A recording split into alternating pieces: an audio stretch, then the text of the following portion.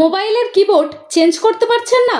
Gboard, Swift কি বা অন্য কোনো কিবোর্ডকে ডিফল্ট কিবোর্ড হিসেবে কিভাবে সেট করবেন চলুন দেখা যাক। প্রথমে মোবাইলের সেটিংসে চলে আসুন। মনে রাখবেন বিভিন্ন কোম্পানির মোবাইলে সেটিংসের নাম, ডিজাইন বা অপশান কিছুটা আলাদা হতে পারে, তবে চিন্তার কিছু নেই। আমি যেভাবে দেখাচ্ছি সেভাবে অপশানগুলো খুঁজে নিলেই সহজেই ডিফল্ট কিবোর্ড চেঞ্জ করতে পারবেন। এরপর সেটিংসের সার্চে কিবোর্ড লিখে সার্চ করুন। যদি সার্চ করতে না চান তাহলে সেটিংসের মধ্যেই ল্যাঙ্গুয়েজ অ্যান্ড ইনপুট বা কিবোর্ড সম্পর্কিত অপশানটি খুঁজে নিন। সার্চ করলে কিবোর্ড সম্পর্কিত বিভিন্ন অপশান দেখতে পাবেন। এখান থেকে ল্যাঙ্গুয়েজ অ্যান্ড ইনপুট অপশানটি ওপেন করুন। এখানে মূলত দুটি অপশান আমাদের কাজে লাগবে, কারেন্ট কিবোর্ড এবং ম্যানেজ কিবোর্ডস। প্রথমে কারেন্ট কিবোর্ডে ট্যাপ করুন।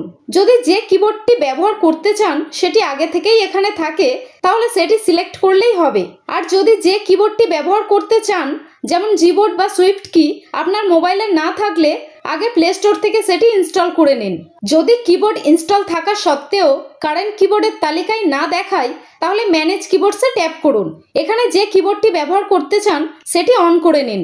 এরপর আবার কারেন্ট কিবোর্ডে ফিরে এসে যে কিবোর্ডকে ডিফল্ট সেট করতে চান সেটি সিলেক্ট করে নিন। ব্যাস, আপনার মোবাইলের ডিফল্ট কিবোর্ড চেঞ্জ হয়ে গিয়েছে।